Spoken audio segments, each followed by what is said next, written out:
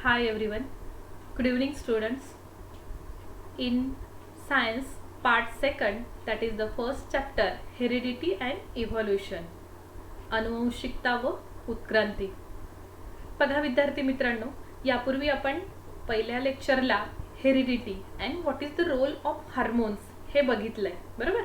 मग आता आपण इव्हॉल्युशन हा एक नवीन पॉईंट बघणार आहोत. मग यामध्ये इव्हॉल्युशनमध्ये आपण ॲक्च्युली हेरिडिटीमध्ये पण याचा काही भाग येऊन गेलेला आहे की what is mean by actual evolution. Just we recall our memory. What is the function of appendix of our digestive system, की आपल्या पचनसंस्थेमध्ये अपेंडिक्स आहे. त्या अपेंडिक्सचा काय उपयोग आहे, बरोबर. त्याचं कुठलंच कार्य नाही आहे, तो कार्यहीन आहे. मग असं कार्यहीन भाग ज्यांना त्रास होत असेल त्यांचं काढून टाकलं जातं. Then are our wisdom teeth really useful for chewing food, की आपली जी अक्कलदाढ आहे ना, विजडम टीथ, ही खरोखर आपल्याला अन्न चावण्यासाठी उपयोगी आहे का? नाही. तर ही बिलकुल आपल्याला अन्न चावण्यासाठी उपयोगी नाही. याचा पण ही निरुपयोगी आहे. ज्यांना त्रास होत असेल ती पण काढून टाकली जाते. After that, why did huge animal like dinosaur become extinct, की जे काही मोठे महाकाय प्राणी आहेत डायनासोर सारखे, ते आता का दिसत नाही, ते का नाहीसे झाले?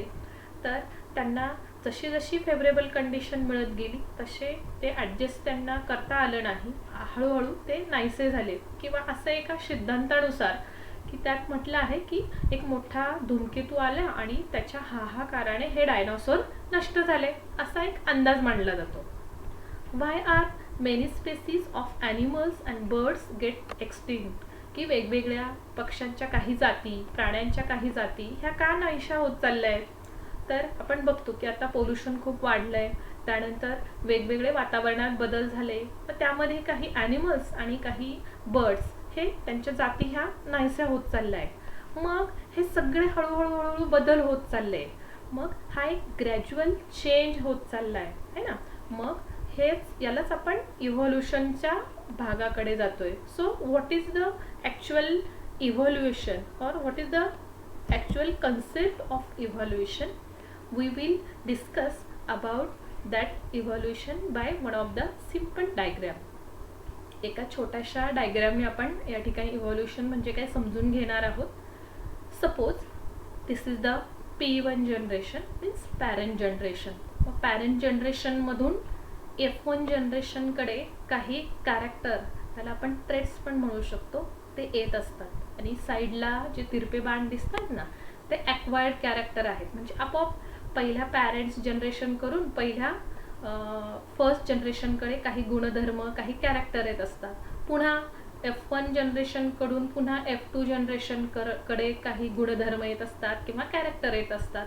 पुन्हा F2 कडून F3 कडे, असं करत करत 10,000 किंवा 10,000 जनरेशनपर्यंत हे कॅरेक्टर्स हे ट्रान्सफर होत असतात. मग आता P1 जनरेशनपासून F1 जनरेशनमध्ये काही चेंजेस होत असतात. मग ते चेंजेस कसे होतात, की आपण पहिल्या लेक्चरला बघितलं की हे चेंजेस जेव्हा DNA रिप्लिकेट होत असतो तेव्हा त्याच्यामध्ये काही एरर्स येतात आणि त्याच्यामध्ये पॅरेंट जनरेशनकडून F1 जनरेशनकडे काही बदल होत असतात. म्हणजे एका पिढीतून दुसऱ्या पिढीमध्ये काही बदल झाले, त्याला आपण व्हेरिएशन म्हणतो. पुन्हा F1 पासून F2 पर्यंत काही बदल झाले, त्याला पण आपण व्हेरिएशन म्हणणार. म्हणजे व्हेरिएशन हे एका जनरेशन पुरतं मर्यादित आहे. पण आता या ठिकाणी आपण लेफ्ट साईडला जर बघितलं तर P1 generation to F10,000 generation इथपर्यंत हा किती मोठा बदल होत गेला. म्हणजे आपले पूर्वज किंवा ॲन्सिस्टर P1 पासून तर F10,000 जनरेशनपर्यंत किती सारे बदल झाले. आणि ह्या सगळे जे बदल आहे ते हळूहळू घडत जातात. यालाच टोटली आपण काय म्हणतो, इव्हॉल्युशन. मग तुम्हाला ह्या कन्सेप्ट, ह्या डायग्रामवरून हा इव्हॉल्युशन कन्सेप्ट कळाला असेल. So what is the actual evolution? So it is the very gradual and slow process. या प्रोसेसमध्ये किंवा इव्हॉल्युशनमध्ये प्लॅनेट अँड स्टार्स यांचा पण स्टडी केला जातो. After that study of biosphere, पृथ्वीवर असणारे जे जीवशास्त्र आहेत यांच्या पण या इव्हॉल्युशनमध्ये अभ्यास केला जातो. So what is the evolution? Evolution is gradual change occurring in the living organism over a long duration. की हा एक हळूहळू होत जाणारा बदल आहे की आपण पहिल्या चित्रात पण बघतोय कसा बदल आपल्याला हळूहळू होताना दिसतोय. So what is the actual perfect definition of evaluation? That formation of new species due to change in specific character of several generation of living organisms as a response to natural selection is called a evolution. म्हणजे काय? नैसर्गिक निवडीला प्रतिसाद म्हणून सजीवांच्या एखाद्या वर्गाच्या वैशिष्ट्यपूर्ण लक्षणांमध्ये अनेक पिढ्यांपर्यंत बदल घडण्याच्या या प्रक्रियेला अखेर नव्या जीवजाती निर्माण होतात. ती प्रक्रिया म्हणजे उत्क्रांती किंवा त्याला आपण म्हणतो evaluation. So in that evaluation see here before 3.5 billion years ago, 3.5 billion years पूर्वी काय होतं की बिफोर दॅट एका समुद्रामध्ये किंवा समुद्रामध्ये असे फक्त काही एलिमेंट्स होते. Means there was no living life was there. तिथं कुठलाही जीव नव्हता, फक्त काही सिम्पल एलिमेंट्स होते. ह्या सिम्पल एलिमेंट्सपासून काही ऑर्गॅनिक आणि इनऑर्गॅनिक सबस्टन्स तयार झाले आणि या ऑर्गॅनिक आणि इनऑर्गॅनिक सबस्टन्सपासून प्रोटीन्स आणि न्यूक्लिक ॲसिड तयार झाले. After so many long period and there is the formation of primitive type of cells. मग ह्या प्रिमेटिव्ह टाइप्स ऑफ सेल्स तयार झाल्या. म्हणजे ही एक प्रकारची एक थेरीज दिसते आपल्याला की समुद्रामध्ये काही एलिमेंट्स होते, त्या एलिमेंट्सपासून ऑर्गॅनिक इनऑर्गॅनिक काही कॉम्प्लेक्स मटेरियल तयार झाले. त्या कॉम्प्लेक्स मटेरियलपासून प्रोटीन्स न्यूक्लिक ॲसिड तयार झाल्या आणि त्यांच्यापासून खूप कालावधी गेल्यानंतर primitive types of the cells तयार झाल्या. मग ह्या प्रिमेटिव्ह टाइप्स ऑफ सेल्समध्ये हळूहळू बदल होत गेले आणि त्यांच्यापासून ज्यांना फेवरेबल कंडिशन मिळाली त्या सेल्सपैकी त्या अस्तित्वात आहेत आणि ज्यांना फेवरेबल कंडिशन मिळाली नाही त्या हळूहळू नाहीसा झाल्या. मग अशा प्रकारे या ठिकाणी आपण डायव्हर्सिटी की पृथ्वीवर on earth there are so many diversity we observe that plant diversity as well as animal diversity. म्हणजे पृथ्वीवर आपल्याला भरपूर विविधता दिसते, वनस्पतींमध्ये दिसते आणि प्राण्यांमध्ये दिसते. In plants there is the unicellular organism chlorella to huge plant that banyan tree. म्हणजे काय की एकपेशीय वनस्पतींपासून तर बहुपेशीय जे काही प्राणी असतील किंवा वनस्पती असतील आपल्याला एकपेशीयपासून मोठं जे झाड दिसतंय अशा सगळ्याच वनस्पती या ठिकाणी अस्तित्वात आहे. Among animals unicellular amoeba to multicellular human being. म्हणजे एकपेशीय प्राणी आहेत, त्यानंतर बहुपेशीय ही प्राणी आहेत. अशा सगळ्याच प्रकारची डायव्हर्सिटी आपल्याला या थेरीमध्ये आपल्याला आढळून येते. मग ह्युमन बिंगला एक क्युरिओसिटी होती की ह्या सगळ्या ज्या थेरी आहेत त्यांचं ओरिजिन आणि इव्हॉल्युएशन यांच्याबद्दल शोध घेणे किंवा त्याच्याबद्दल जास्त त्यांना क्युरिओसिटी होती. So the different theories about origin and evolution of life have been propose till today, of which theory of gradual development of living organism is accepted. म्हणजे काय की अशा भरपूर थेरीज मांडल्या गेल्या पण एकच थेरी सर्व मान्य होती. ती कोणती? Gradual development of living organism is accepted. So what is the actual theory of evaluation?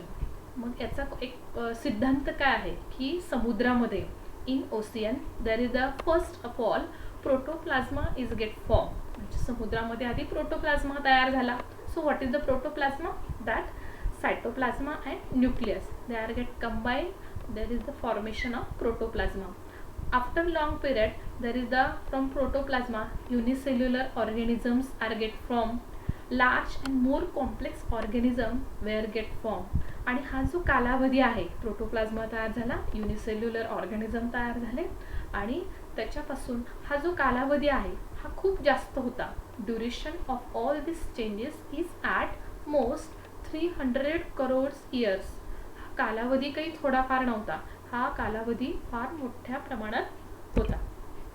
So this overall process is called as the evolution. मग आपण एकंदर बघतोय, पहिल्या डायग्राममध्ये पण बघितलं, सगळे जे चेंजेस येत आहेत, हळूहळू जे बदल होत आहेत, this overall process is called as the evolution, which is organizational progressive development of plant and animal from ancestor having different structural and functional organization. It is called as the evolution. So आपण म्हणतोय की आता उत्क्रांती झाली, evolution झालं, मग याचे काही पुरावे आहेत का, की आपण म्हणतोय की हळूहळू इव्होल्युशन झालं, मग आज तयागत किंवा in present condition there are some evidences are there, काही पुरावे आहेत. So collective thinking upon all above mention theories implies that evolution is everlasting process of changes. However it needs proof to prove it. Following are various proofs available in support of theories mentioned above. की आपण आता काही theories बघणार आहोत की त्यांच्यावरून आपल्याला कळणार आहे की आपल्याकडे पुरावे आहे. दोन प्रकारचे पुरावे आपल्याकडे आहेत की आपल्याला त्यावरून कळणार आहे की ह्या इव्होल्युशनच्या, त्या उत्क्रांतीच्या पुरावे आहेत आणि आपल्याला त्यापासून प्रूव्ह करता येणार आहे की या ठिकाणी दोन प्रकारचे पुरावे आपण बघणार आहोत. First evidence, that morphological evidence. See here and observe the image of animals as well as plant. In first row, observe the image and what is here, that some similarity are seen here among animals. Their structure of mouth, position of eyes, structure of nostrils, ear pinna and feathery hairs on them. त्यांच्या बघा, जर आपण प्राण्यांची जी पहिली line बघितली त्यामध्ये त्यांच्या चेहरा, त्यांच्या तोंडाची रचना, त्यानंतर त्यांच्या डोळ्यांची पोझिशन, त्यांच्या नाकाची ठेवण, कानांची ठेवण आणि त्यांच्या अंगावर असणारे केस, ह्या सगळ्या रचनेमध्ये आपल्याला साम्यता दिसते है ना. म्हणून आणि आता या ठिकाणी पुन्हा खाली दिलेले आपल्याला काही प्लांट्स दिलेले आहेत, त्यांचे लिव्स दिसत आहेत आपल्याला, त्यांच्यामध्ये पण आपल्याला साम्यता दिसते. Leaf shape, leaf venation, leaf petiole, या पूर्ण ॲनिमल्स आणि प्लांट्समध्ये त्यांच्यामध्ये आपल्याला एकंदर साम्यता दिसते. Means similarity are seen here. So origin must be same and must have common ancestor. म्हणजे त्यांच्या एकंदर ऑब्झर्वेशनवरून त्यांचं उगमही सारखं आहे आणि त्यांना एकच ॲन्सेस्टर असेल, त्यांचे पूर्वज एकच आहेत हे आपल्याला कळतं. जसं आपण बघितलं की from parent generation to last one generation there are some changes are take place. मग आता या सगळ्या साम्यतेवरून आपल्याला कळतंय की यांचे ॲन्सेस्टर हे कॉमन असणार आहे. नाव next anatomical evidence. So observe the image. First image is human hand, second foreleg ox, third patagium of bat, fourth flipper of whale. So observe that image. ह्या आकृत्या बघा आणि यांच्यामध्ये काही साम्य दिसतंय का? तुम्ही म्हणणार कसलं आलं साम्य? एक हात आहे, एक पाय आहे, याच्यामध्ये एक पक्ष्यांचा पंख आहे, यावरून काय साम्य आहे? But superficial similarities not same. म्हणजे वरचेवर जर बघितलं आपण तर त्याच्यामध्ये कुठली साम्यता नाही आहे. But similarity in structure of bones and body joint. So that similarity indicate that animal have common ancestors. म्हणजे वरचेवर बघितलं तर त्यांच्यामध्ये साम्यता नाही आहे, पण त्यांच्या हाडांचे स्ट्रक्चर आणि त्यांचे जे जॉईंट्स आहे ना, याच्यामध्ये सारखेपणा आहे. म्हणजेच त्यांच्या ॲनाटॉमिकल एव्हिडन्स आहे, म्हणजे त्यांच्यामध्ये हाडांच्या स्ट्रक्चरवरून त्यांच्यामध्ये साम्यता आहे. So from that we can say that they also having common ancestors. Okay, so you all learn about the morphological and anatomical evidences and what is the evolution. Okay, thank you.